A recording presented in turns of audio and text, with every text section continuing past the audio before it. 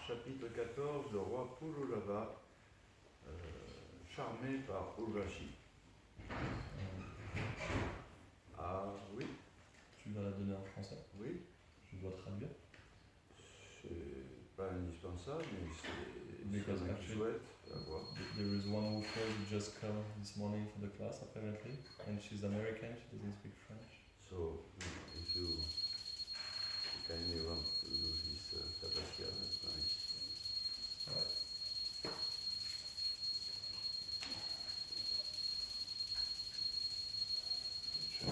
En même temps, en alternance. En alternance directement. Ah oui, s'il te plaît. Bien sûr. Si c'est possible, Bien sûr. sinon. Pas de souci. Aho rupam aho bhavo. Aho rupam aho bhavo. Aho rupam aho bhavo. Aho rupam aho bhavo. Naraloka vimohanam. Naraloka vimohanam. Naraloka vimohanam. Naraloka vimohanam. Konaseveta manujo. Konaseveta manujo. Konaseveta manujo. Konaseveta manujo. Devim tvam swayamagatam. Devim tvam swayamagatam. Devim tvam swayamagatam. Devim tvam swayamagatam. Aho rupam aho bhavo. Aho rupam aho bhavo. Naraloka vimohanam. Naraloka vimohanam. Konaseveta manujo. Konaseveta manujo. Devim tvam swayamagatam. Devim tvam swayamagatam. Aho rupam aho bhavo. Aho rupam aho bhavo. Naraloka vimohanam. Naraloka vimohanam. Konaseveta manujo. Konaseveta manujo. Devim tvam swayamagatam. Devim tvam swayamagatam. Rupam aho bhavo. Rupam aho bhavo. Naraloka vimohanam. Naraloka vimohanam. Konaseveta manujo. Konaseveta manujo. Devim tvam swayamagatam. Devim tvam swayamagatam. Aho rupam aho bhavo.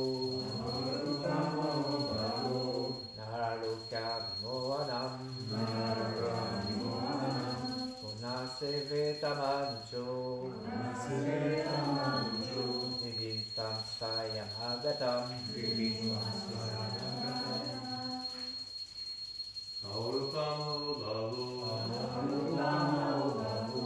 Naraloka vimohanam. Naraloka vimohanam. Konaseveta manujo. Konaseveta manujo. Devim tvam swayamagatam. Devim tvam swayamagatam. Aho rupam aho bhavo. Aho rupam aho bhavo. Naraloka vimohanam. Naraloka vimohanam. Konaseveta manujo. Konaseveta manujo. Devim tvam swayamagatam. Devim tvam swayamagatam. Aho rupam aho bhavo. Aho rupam aho bhavo. Naraloka vimohanam. Naraloka vimohanam. Konaseveta manujo. Konaseveta manujo. Devim tvam swayamagatam. Devim tvam swayamagatam. Aho, Aho, merveilleux. merveilleux. Rupam, Rupam, beauté. beauté. Aho, Aho, merveilleux. merveilleux. Bhava, Bhava, geste. geste. Nalaloka, Naraloka, dans la société humaine ou sur la terre. dans la société humaine ou sur la terre. Vimohanam, Vimohanam, si attirant. si attirant. Ka, Ka, qui, qui, na, na, ne pas. ne pas. Seveta, Seveta, peut accepter. peut accepter. Manuja, Manuja, parmi les êtres humains. parmi les humains. Devim, Devim, une déesse. déesse. Vam, Vam, Swayamagatam, qui est venu personnellement. qui est venu personnellement. Traduction. Pururava répondit à Urvashi, ô toi si belle, ta beauté est merveilleuse et tes gestes sont également merveilleux. En vérité, tu es un attrait pour toute l'humanité. C'est pourquoi, comme tu es venu de ton propre accord depuis les planètes édéniques, qui sur terre n'accepterait pas de servir une déesse telle que toi? Pour avoir répondu, ô toi si jolie, ta beauté est merveilleuse, tes gestes également. En vérité, tu es attrayante pour toute la société humaine. C'est pourquoi, comme tu es venu de ton propre accord depuis les planètes édéniques, qui sur terre n'accepterait pas de servir une déesse telle que toi? Commentaire de sa divine grâce, je ne vais pas vous parler. Qui? Jai. Il apparaît, d'après les paroles de Urvashi, que les normes de vie, de nourriture, de comportement et de parole, ces normes sont toutes différentes sur les planètes édéniques par rapport aux normes qui existent sur cette planète Terre. Les normes de vie, manger, comportement et discours. Les habitants des planètes édéniques ne mangent pas des choses aussi abominables que la viande et les œufs. Tout ce qu'ils mangent est préparé dans du beurre clarifié. Et ils n'aiment pas non plus voir que ce soit les hommes ou les femmes nus, si ce n'est au moment des rapports sexuels. Vivre nu ou presque nu n'est pas civilisé, mais sur cette planète, sur la Terre, il est maintenant devenu à la mode de s'habiller à moitié nu, et parfois ceux qui sont comme des hippies vivent même complètement nus. En vérité, il existe de nombreux clubs ou associations à cette fin. Mais cette conduite-là n'est pas permise sur les planètes édéniques. Les habitants des planètes édéniques, en dehors du fait qu'ils sont très beaux, que ce soit de par leur teint, leur aspect ou leur forme corporelle, ces habitants se conduisent très bien et ils vivent longtemps et ils mangent des nourritures de premier ordre dans la vertu. Voici donc quelques distinctions entre les habitants des planètes édéniques et les habitants de la Terre.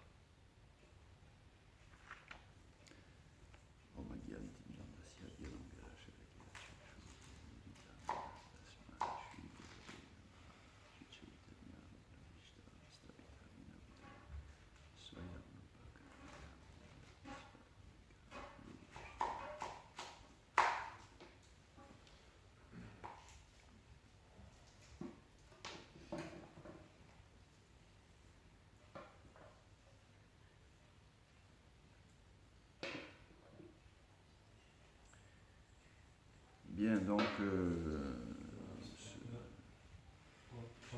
Oui, oui, oui, pardon. Le 20, il était censé, Gohari était aussi censé lire le 22, parce qu'on l'a pas lu. Ah d'accord, Peu importe. d'accord, très bien. Pardon. Donc le verset précédent, qui n'avait pas été lu, parce qu'il n'y avait pas de commentaire, c'était Urvashi qui dit « Mon cher héros, seules des préparations faites dans du ghee seront ma nourriture, et je ne veux pas te voir nu jamais, si ce n'est au moment des rapports sexuels. » Le roi Pururava, great-minded, à l'esprit très élevé, très large, accepta ces propositions. Et Pururava répondit donc, ô toi si belle, beauté merveilleuse de même que tes gestes, en vérité tu es attrayant pour toute la société humaine, et c'est pourquoi, puisque tu es venu de ton propre accord depuis les planètes édéniques, qui sur terre n'accepterait pas de servir une déesse telle que toi? Donc, oui, commentaire de ce verset développe un peu les différences qu'il y a de conception de la vie et d'habitude de vie entre les planètes édéniques et sur Terre. Et Prabhupada, Srila Prabhupada en rajoute une couche, comme on dit, en montrant comment aujourd'hui ces distinctions augmentent encore plus.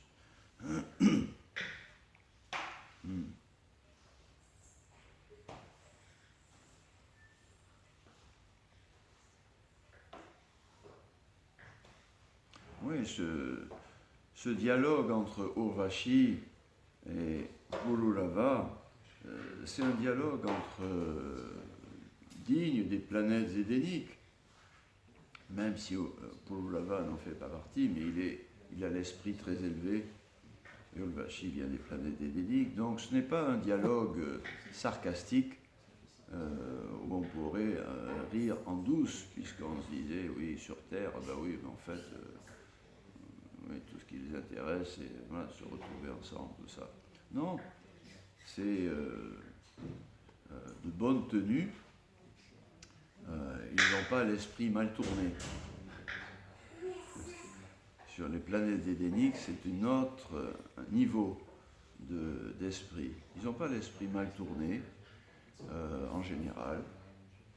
Et même pour ce qui est donc par exemple, des normes de relations entre hommes et femmes, des discours, des façons de se conduire, d'envisager ces relations, ça reste quelque chose de bonne tenue en parole et aussi en mentalité. C'est donc là évidemment une belle distinction entre les planètes édéniques et puis la Terre, que ce soit en pratique ou en parole. Aujourd'hui, que ce soit pour ce qui est des normes de vie en général, de se nourrir, ou de se conduire, ou de parler, des rapports entre hommes et femmes, tout cela n'est plus de très bonne tenue, on peut dire. C'est plutôt un sujet soit de conversation, comme on dit, grivoise, ou pour ce qui est de l'alimentation, de grande confusion et de mépris pour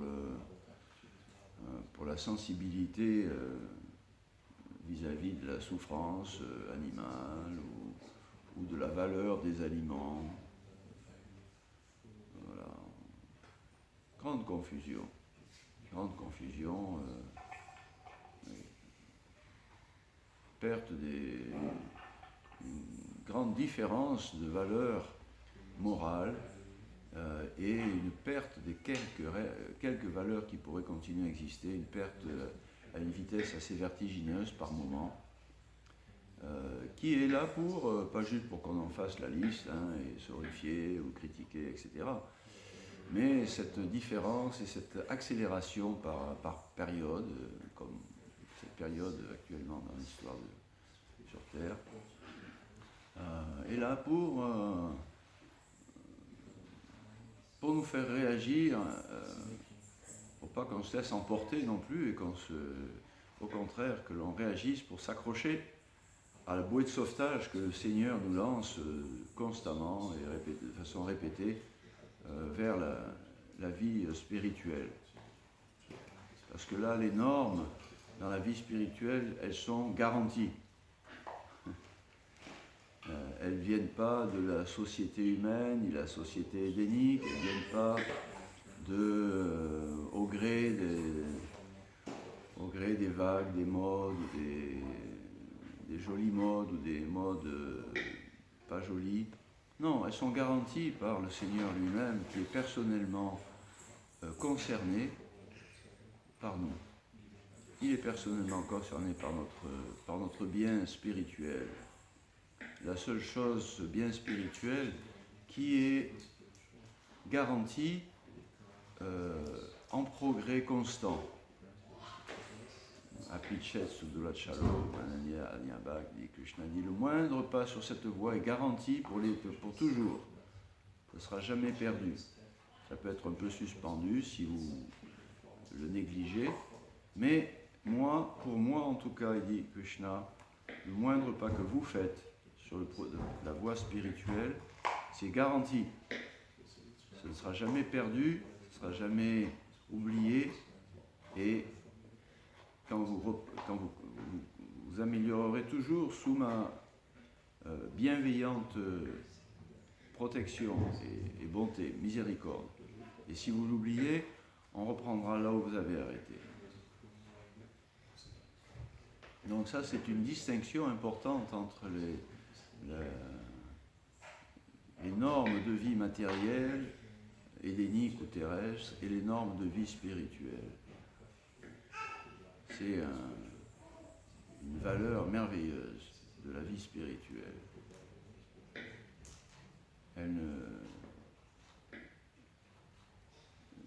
S'il n'y a pas de garantie ni de sécurité pour la vie matérielle, ni garantie par la société, ni par quoi que ce soit, ni par notre corps, ni par notre mental. La vie spirituelle, oui, elle est garantie. Elle est garantie par le Seigneur, garantie par Krishna. Oui. Donc ça, c'est vraiment Sumedasa, Krishna. Il dit, ceux qui sont vraiment intelligents, ils vont saisir cette opportunité du yagya. Je vous donne un yagya, je vous donne un but dans la vie, un but concret. Tato Brahma Jigyasa, ce but dans la vie, c'est de se tourner vers la vie éternelle et pure, Brahma, mais c'est un but concret également. Je vous donne un yagya, je vous donne une pratique spirituelle adaptée et je la garantis. Donc, oui, c'est vraiment bien. C'est vraiment bien.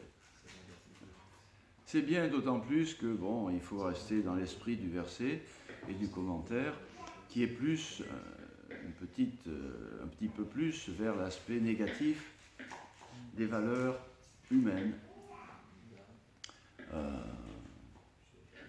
Bon, on pourrait dire aussi édéniques. On sait bien que les valeurs édéniques, pour être plus solides et plus attirantes, n'en sont pas moins également imparfaites et temporaires. Kshinipunye, Matyalokam, Vishanti.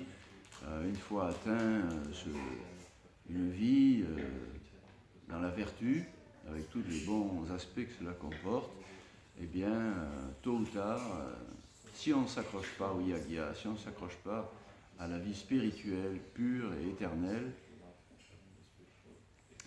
on va retomber à un niveau inférieur, le niveau de la passion, un niveau matériel. Et là, donc, ce commentaire nous met un petit peu les réalités sous les yeux. C'est pas toujours très beau, la vie matérielle, les normes de vie, surtout sur Terre et surtout dans l'âge de Kali, et on pourrait dire surtout dans la période actuelle. On apprend que l'âge de Kali dure 427 000 ans. 132 000 ans. 432 000 ans. 432 000. C'est ça, 432 000 ans. 432 000 ans, l'âge de Kali, c'est rien par rapport aux âges précédents qui sont beaucoup plus longs. 432 000 ans. Et on pourrait se dire aujourd'hui, mais attendez, là, en 50 ans, ça s'est pas mal dégradé. Croyez-en, les anciens. Bon, bien sûr, tous les anciens de toutes les époques ont dit la même chose. Ils disent tous la même chose. Ah là là, c'est plus comme avant. Ok. Mais quand même, on a l'impression que là, il y a eu un petit coup d'accélérateur. Le XXe siècle, là, ça a été pas mal. Alors, est-ce que l'âge de Kali, c'est 427 000 ans de dégradation à cette vitesse-là? peut-être pas obligatoirement. Ça peut être par période, et puis après ça stagne, et puis après ça va reprendre, ça va plus ou moins vite comme ça. D'ailleurs, c'est corroboré par le fait que ça se dégrade plus vite, des fois, mais d'autres fois, par la grâce de Krishna, non seulement ça peut se stabiliser, mais ça peut même donner l'impression que ça remonte. Hein, l'éclaircie du mouvement de Sankirtan de Chaitanya Mahaprabhu dans la dégringolade de l'âge de Kali donne l'impression que, mais peut-être il y a un espoir pour un moment, par la grâce du Sankirtan Jagya et du Seigneur Chaitanya Mahaprabhu, Nityananda. On va peut-être pouvoir ralentir cette dégringolade des valeurs humaines, pas spirituelles, mais des valeurs humaines. Ça va peut-être ralentir. Et c'est vrai. J'ai été frappé en rencontrant les dévots. Une chose qui m'a frappé, c'était leur propreté, par exemple. Propreté physique et en parole. Ils ne disaient pas de gros mots. Et on lavait le temple tous les jours. Waouh, ça c'est fort. Et ils prenaient une douche tous les jours. Waouh, ça c'est fort. Donc la propreté, c'est pas le critère le plus flagrant aujourd'hui. L'âge de Kali. Ouais. Donc pour garder un petit peu la ligne du commentaire de Srila Prabhupada, qui montre d'une part que c'est pas partout qu'on se conduit mal ou de façon assez légère, comme pour être gentil. C'est pas partout qu'on mange n'importe comment, n'importe quoi. Atmane Maniate Jagat. On voit vraiment le monde entier comme étant notre propre vie à nous. Parce qu'on a l'habitude, on pense que c'est la norme, c'est normal. Ou parce que c'est notre époque, on pense que ça a toujours été comme ça et que ça sera toujours comme ça. Non, il y a eu des époques où c'était beaucoup mieux et d'autres qui étaient beaucoup moins bien aussi. Depuis 50 ans, ici en France, il n'y a pas trop de gros problèmes. Il y a eu des époques où il y a eu des gros problèmes, même ici en France. Et puis il y aura peut-être des époques où on va retrouver des gros problèmes. Il y a des normes de vie également. Les gens sont à peu près polis et une certaine moralité encore. Il y a des époques quand la vie devient un peu plus turbulente, où la moralité, on a vite fait de la mettre à la poubelle pour satisfaire des besoins urgents ou apaiser des craintes. Qu'est-ce qu'on va faire, qu'est-ce qu'on va manger, etc. Chacun pour soi, et puis c'est tout. Sur les planètes édéniques, c'est pas comme ça, pour commencer le commentaire. Leurs normes, pour ce qui est de la vie courante, l'alimentation, le comportement et la façon de parler, sont différentes. Tout cela parce que la conscience est plus élevée. Ce n'est pas une parodie. C'est pas juste qu'on parle bien, etc., comme on peut critiquer des fois des beaux discours, des gens importants de la société, ou des gens bien élevés, etc. Oui, des beaux discours, etc., mais enfin, derrière, il n'y a pas grand-chose, ou chez eux, quand la porte est fermée, c'est pas différent. Des gens de basse condition. Non, sur les planètes édéniques, c'est vrai. Parce que les planètes édéniques, pour aussi, étrange que cela puisse nous paraître, parce que nous, les planètes édéniques, on n'y a jamais été. Personne n'y a été, personne n'en est revenu. Ça existe, bon, d'accord. Mais les planètes édéniques, oui, ça existe. Surtout, on peut le comprendre et l'accepter si on considère que c'est une question de niveau de conscience. Alors, oui, la conscience, ça peut aller très bas, mais ça peut aller très haut dans le monde matériel. même sur Terre, il y a des gens qui ont un niveau de conscience matériel beaucoup plus raffiné que d'autres. Et ça ne se limite pas à cette Terre, on peut comprendre. Et donc, il y a dans ce monde qui est conçu, voulu, organisé par Dieu, pour un but bien précis, qui est de nous permettre de réapprendre les normes de vie spirituelles, celles-là, du monde spirituel, du paradis éternel de Krishna. Ce monde-là, il y a également une élévation de la conscience qui est possible, hein. Et ça nous surprendrait beaucoup de se retrouver sur les planètes édéniques. On serait extrêmement surpris par la beauté des normes de vie, les normes très raffinées, authentiquement, de langage, d'alimentation, de décor, etc. Oh, on serait très, très impressionné certainement. Et donc on peut comprendre, oui, que la conscience, par la grâce de Dieu, la conscience peut se raffiner de plus en plus. Et il y a des lieux sur Terre où vivent les gens qui ont un petit peu plus de bon karma, pour être ensemble, comme ça. Et sur d'autres planètes, il y a des lieux où vivent ensemble les gens qui ont également un karma encore plus élevé, de par leur bonne nature et leur bonne conscience. Ils sont dignes de vivre dans des conditions de vie beaucoup plus raffinées, propres, honnêtes, intelligentes, savoureuses pour ce qui est de l'alimentation, morale pour ce qui est du comportement entre hommes et femmes, qui permet d'apprécier mieux le plaisir authentique que peuvent avoir des relations entre hommes et femmes sans que ce soit tout de suite dévalorisé par des instincts plus bestials, on va dire. Donc oui, on serait très impressionné parce que ces gens-là le méritent. Voilà pour ce qui est des planètes édéniques. On ne va pas non plus trop en rajouter parce qu'on sait que c'est pas complet non plus. Il reste justement ce goût pour des plaisirs centrés sur le corps, centrés sur soi, centrés sur une vie. Écoutez, c'est temporaire, mais tant qu'on y est, finalement, c'est pas trop mal. Même si ça dure des milliers d'années. Non. Prabhupada passe tout de suite à la planète Terre, où il dit que là, on mange des choses abominables, comme la viande et les œufs, au lieu de manger dans du beurre clarifié, dans du ghee. Ouais. On voit combien on est conditionné. Parce que quand on a découvert le ghee, nous, c'est fantastique, c'est vraiment super. Mais bon, il ne faut pas exagérer. Si on fait cuire quand même quelques pakoras dans l'huile, c'est quand même pas mal. Hein.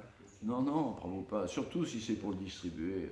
Non, quand Prabhupada a donné les normes pour les restaurants Govinda, il dit tout doit être cuisiné dans du ghee.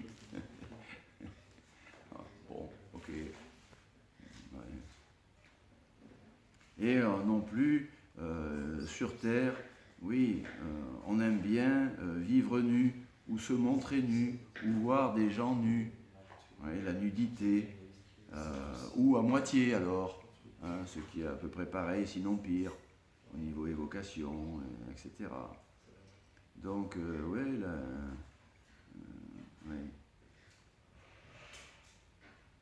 tout cela n'est pas permis sur les planètes édéniques. Ouais. Oui, donc l'alimentation et le comportement sexuel, ça, c'est devenu vraiment n'importe quoi. Mais comme il n'y a pas de normes présentées par personne, tout le monde peut dire n'importe quoi. Et la majorité des gens sont dans la confusion à la fin, même les enfants. Ah bon, peut-être alors. Si personne ne dit rien, et si tout le monde fait n'importe quoi, peut-être que c'est normal. C'est peut-être moi qui ne suis pas normal, alors, de vouloir être propre, ou de vouloir être moral, ou de vouloir m'intéresser à Dieu. C'est peut-être moi. C'est ça qui est abominable, peut-être le plus. Ouais.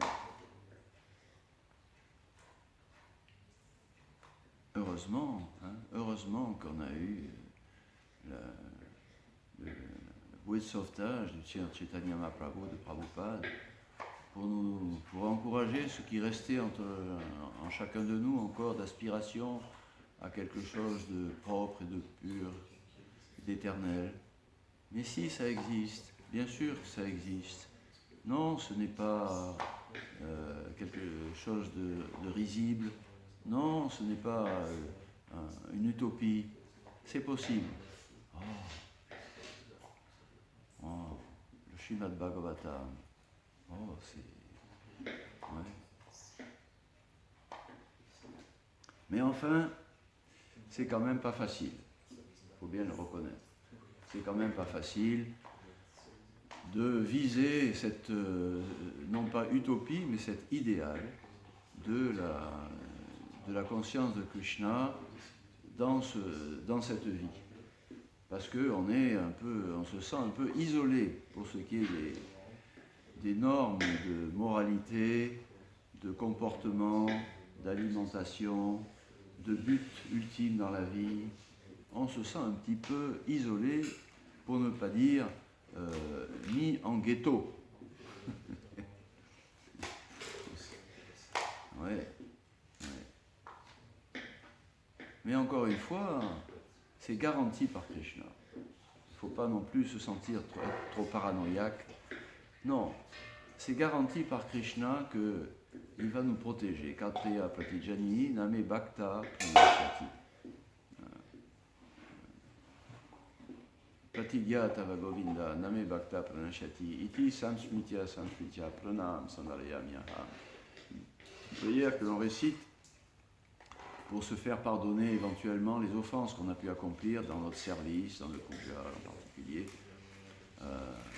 Kanteya pratijani, pratigya tava govinda, oh Govinda, tu as fait déclarer par Arjuna que Name Bhakta, que jamais ton dévot ne périra, que jamais son idéal, sa vie pratique seront submergés, emportés par le matérialisme.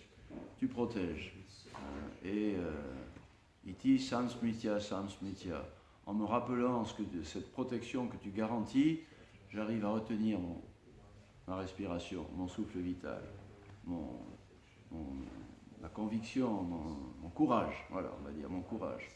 J'arrive à garder courage. Ouais. Krishna garantit cela. Ouais.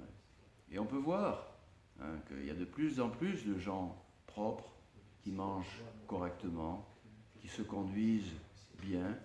En tout cas, de plus en plus de gens qui deviennent propres, qui se mettent à manger proprement, qui se mettent à se conduire moralement, etc. Donc ça, c'est un grand signe, sur 50 ans, un grand changement en nous et dans la société. Ouais. Sinon, c'est un tableau un petit peu noir, un peu sombre. Pas seulement naissance, maladie, vieillesse et mort, c'est déjà beaucoup, mais en plus, exploitation, insécurité, les enfants, sans parler de l'embryon, du fœtus, mais les enfants, quelle insécurité. De par l'évolution sociale, les parents, les mères sont pratiquement obligés de balancer leurs gamins à l'école, à 2 ans, à maternelle, ou chez une nounou, on ne sait pas ce qui se passe, etc. Et le petit, il est là. Non, ne le laisse pas. Mais si. Là, ça va aller. C'est dramatique. Quand un enfant il pleure, c'est pas du jeu. C'est très profond comme traumatisme. C'est une grande souffrance. C'est comme si nous, on hurlait de douleur. C'est très profond. Et malheureusement, par le manque de sensibilité des parents ou par le manque de la sensibilité de la société qui force les parents, les enfants ne reçoivent plus l'affection dont ils ont besoin, les soins non plus. Et les jeunes, quand ils atteignent la puberté, c'est pas facile tout d'un coup d'assumer, de rentrer dans une nouvelle vie où rentre la différence entre garçon-fille et puis des désirs, des nouveaux, etc. Et là, c'est pareil. Les normes de la vie moderne, waouh, qu'est-ce que je dois faire, qu'est-ce que je ne dois pas faire. Peut-être qu'à la maison, on m'a dit des choses qui semblaient bien, mais à l'école, les copains ou les copines me disent d'autres choses. Et il faut que je rentre dans le rang, sinon qu'est-ce que je vais devenir, tout seul ou toute seule. Et puis de toute façon, la majorité semble... La majorité, c'est la loi du plus fort, non? Et ils sont quand même beaucoup plus forts, hein, avec la télévision, avec l'Internet, avec les lois, avec les politiciens, tout ça. Donc c'est peut-être mes parents qui ont tort, qui sont vieux jeux, c'est tout. C'est peut-être moi qui ne suis pas normal. Très difficile cette période de l'adolescence. Beaucoup de souffrance. Beaucoup de souffrance. Hein. Comment trouver sa place? Comment trouver sa direction au milieu de tout ça? Très très difficile. Beaucoup de souffrance. Beaucoup de souffrance chez les jeunes. Beaucoup de suicides. Beaucoup de résignation à plonger dans l'incohérence d'une vie immorale et après d'en recevoir les contre-coups. Très très dur. Et ensuite la vie d'adulte.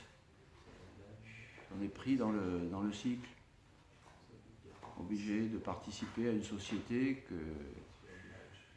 qui n'est pas très propre, qui n'a pas vraiment de but bon, ni pour la nature, ni pour les animaux, ni pour les enfants, les adultes, ni pour les vieillards, ni pour personne, ni pour moi. Mais contraint plus ou moins. Ouais, c'est une souffrance. On est jeune, on est encore pas trop sale, pas trop résigné, et il faut rentrer dans le rang. Ça c'est une grande souffrance aussi. Grande souffrance.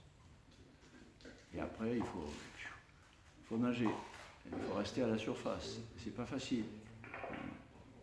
Pas facile. Juste pour pouvoir avoir une maison, c'est pas facile. Il faut avoir du courage. Pour payer, pour faire un prêt pour 25 ans, sans savoir si on va pouvoir continuer à rembourser, à faire un travail qu'on n'aime pas, qui va peut-être pas tenir. Il faut avoir du courage. Il faut avoir du courage pour se construire sa maison. Ouais. Et quand vous devenez vieux, sur Terre aujourd'hui, c'est pas facile non plus. Ah, c'est la vie, hein, c'est normal. D'abord le corps, voilà, il faut faire avec. Voilà, ça coince un peu partout. Ça marche moins bien, les oreilles, les dents, les jambes, tout, etc. La mémoire. Pourtant, c'est moi quand même, là. La jeune fille, là, ou le jeune homme, hein, je suis toujours là, mais ben non, c'est plus comme ça. C'est toujours moi, mais c'est plus pareil. Et puis aussi les autres, la société. Dans une société qui perd ses normes, quelqu'un qui n'est plus ou qui est moins utile, il n'a pas de chance. Il n'a pas de chance. Il devient vite un fardeau.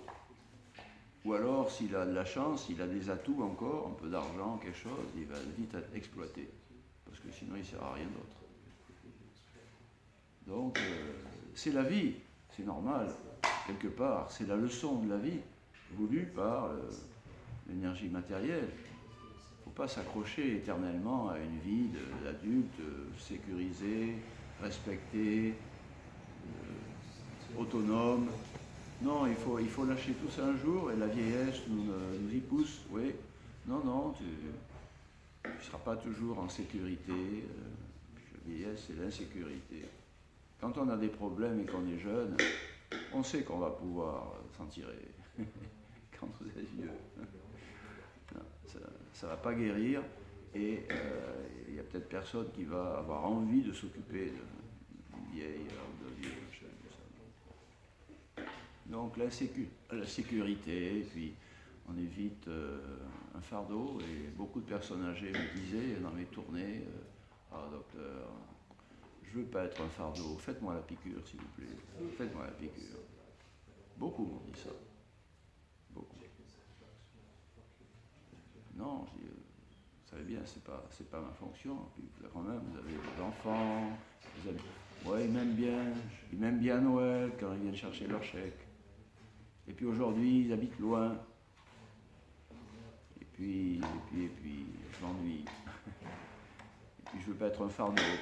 Si je tombe malade vraiment, ils vont devoir s'occuper de moi, plus ou moins à contre-cœur. Donc c'est une grande souffrance, la vieillesse, une grande souffrance. Et s'il n'y a pas de normes sociales correctes, c'est une torture. Mais on a la chance dans le mouvement de Sankirtan d'avoir un idéal qui garantit une vie parallèle supérieure, où Krishna dit, vous inquiétez pas, mes chers dévots, je vous protégerai toujours votre vie spirituelle. Et la vie matérielle, ça va aller de moins mal en moins mal aussi.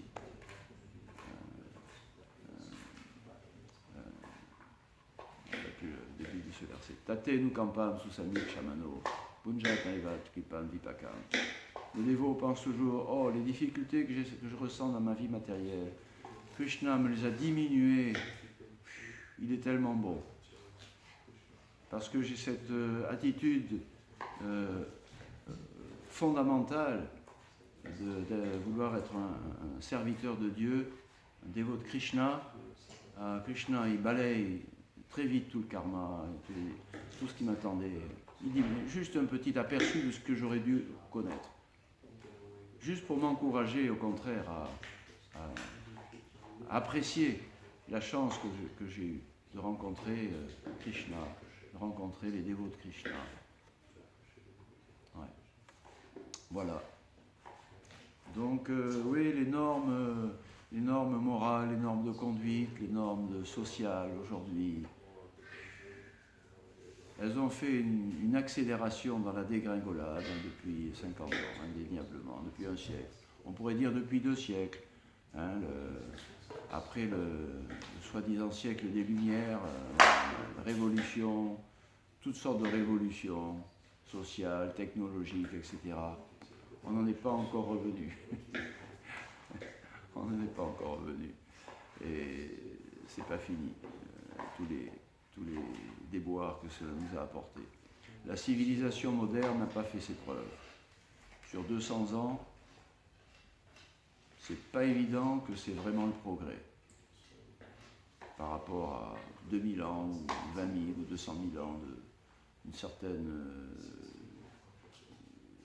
on va dire, dégradation, mais pas trop rapide. Là, sur 2 siècles, sur 50 ans, sur 5 ans, peut-être pour vous, on a l'impression que c'est en train de s'accélérer. Mais ça va se freiner, d'une façon ou d'une autre. Des fois, c'est quand on tombe bas, poum, après ça remonte. Hein.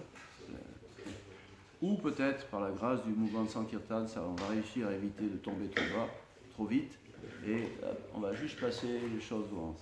Voilà, les normes de vie morales, sociales, etc. vont être soutenues par une frange grandissante de la population, les jeunes en particulier, et ça va redonner espoir, et c'est vraiment bien, c'est vraiment une bonne nouvelle, une très bonne nouvelle.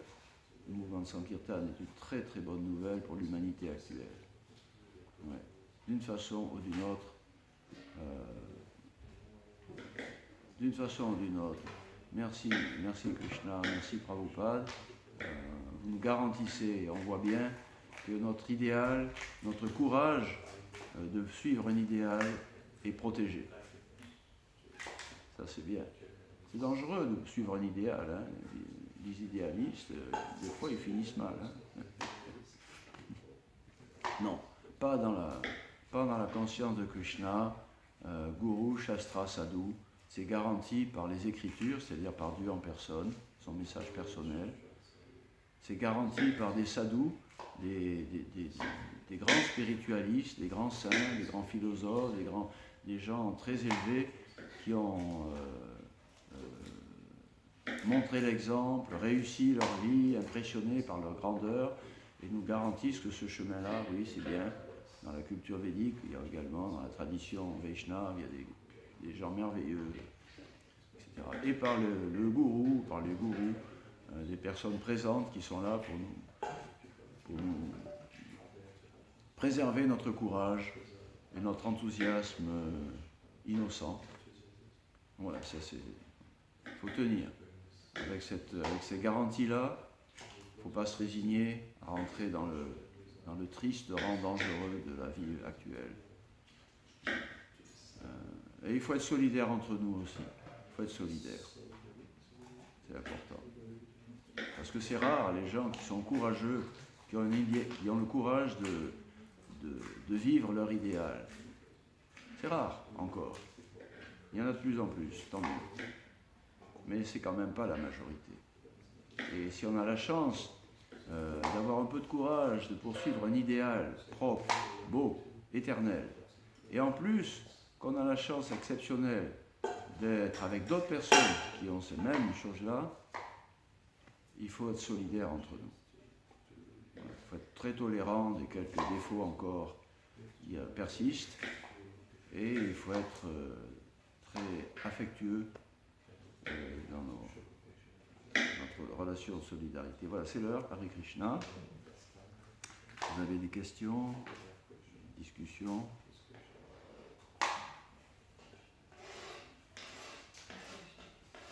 Non? C'est bon? Oui, bravo. Oui, on lit dans le Mahabharata que les Rakshasas, ce sont un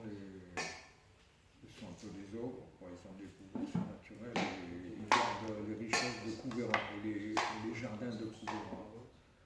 Mais comment on peut expliquer qu'ils ont accès au jardin édénique, sachant que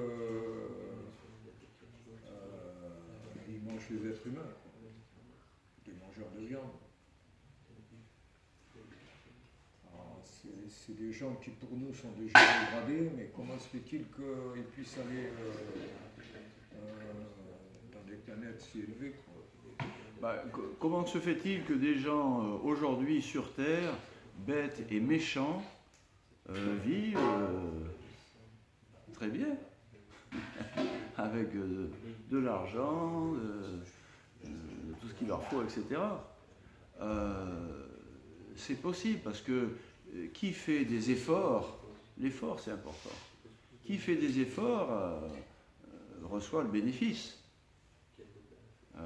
Après, combien de temps ça dure et comment ça se finit, ça c'est une autre histoire. Sur les planètes édéniques, on vit pendant très très très très longtemps et ça se finit pas trop mal, d'un seul coup, pouf, voilà, etc. Pour ce qui est des Rakshasas, des gens démoniaques, comme on dit, parfois même effectivement diaboliques, mais méchants, bêtes et méchants, qui par la force de leur détermination, de leurs efforts, etc., sont parvenus à acquérir une position, des opulences et une vie sympa, bien comme ça. C'est pas pareil. Ils sont pas dans la paix.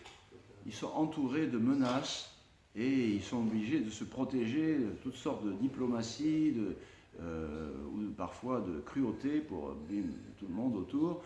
Et ça se finit, en général, ça se finit mal.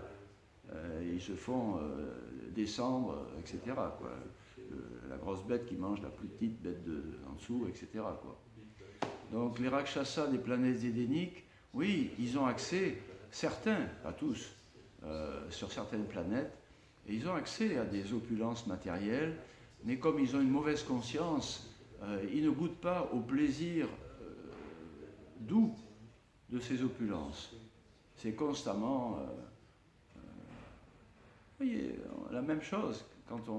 Si on voit, nous aujourd'hui, si on voit des gens ou des jeunes, comme on dit, s'éclater à boire et à avoir des relations garçon-fille violentes du point de vue mental, émotionnel et sur la durée, on se dit les pauvres, hein, ils ont un grand sourire, ils crient très fort, ils s'amusent beaucoup, mais on n'aimerait pas être à leur place, les pauvres. Les Rakshasas, c'est pareil.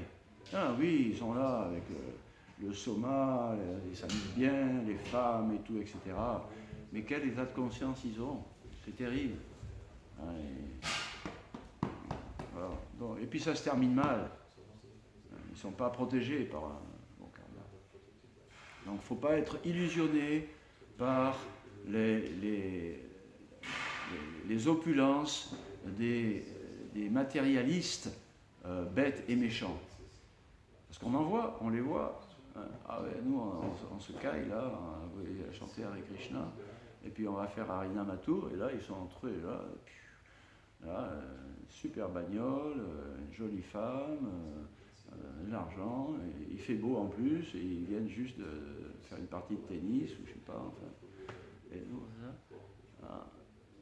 c'est pas que ce soit mal en soi, hein, mais pour ce qui est des Rakshasas ou des matérialistes bêtes et méchants qui ont apparemment voilà, ce qu'il faut pas être illusionné. Pas être illusionné.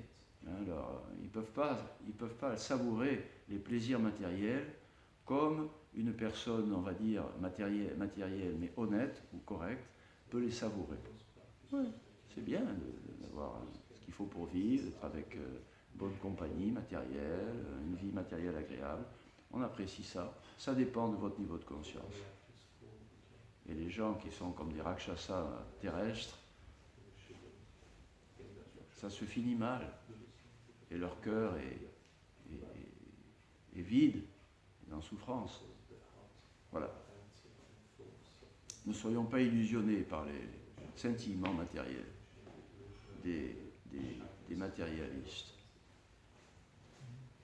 Et cherchons au contraire la beauté des relations entre dévots en allant un peu plus profond que des fois les choses quotidiennes, immédiates, etc. Il faut rechercher ça, il faut le provoquer, il faut aller vers entre nous, les uns vers les autres, et essayer de susciter les belles choses qui existent au fond de chacun. Oui. Bien sûr, il y a aussi la vie courante, hein, où on se dispute un peu, voilà, celui-là, celle-là, machin, ça. Mais il faut, et Krishna va nous aider à trouver ça. On a besoin de ça, dans le courage qui nous est nécessaire quotidien, de notre combat spirituel. On a besoin d'encouragement. Et ça, c'est un encouragement important. Le fait que Krishna nous laisse dans une vie matérielle pas trop moins difficile qu'elle aurait dû être, mais aussi qui nous met avec des personnes qui sont moins difficiles que celles que l'on aurait dû côtoyer, en profondeur en tout cas. Donc ça, il faut apprécier, il faut pas seulement apprécier, mais il faut rechercher le bon côté des autres idéalistes dont on a la compagnie. Oui. Ça peut nous sortir d'une journée de cafard. Avec Krishna. Jai Shri Prabhupada, Shri Krishna Bhagavatam Ki Jai, gloire des voix assemblées. Moi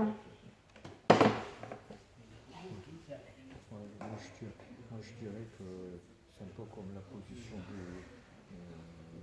d'un chien dans la ferme d'un dévot, tu vois. Il a un business particulier, il a sa maison particulière, il ne peut pas rentrer dans la chambre, dans l'appartement. Il reste le chien. C'est un chien qu'il garde, il fait un service, il est aux ordres, etc. Mais il a son domaine qui est bien limité, et son service qui est bien limité. Donc, je ne pense pas qu'il doivent du somarasa, parce que déjà les Ashwini Kumar, ils n'étaient pas autorisés, puis finalement ils l'ont été. On les laisse pas faire. C'était vraiment la limite. On les laisse pas faire. Non, ils boivent un somarasa, une imitation, un grade inférieur. Ouais. Maintenant, évidemment, les chiens, ils mangent du beefsteak et tout ça, tu vois, mais ça ne veut pas dire que toi tu manges du beefsteak. Ouais.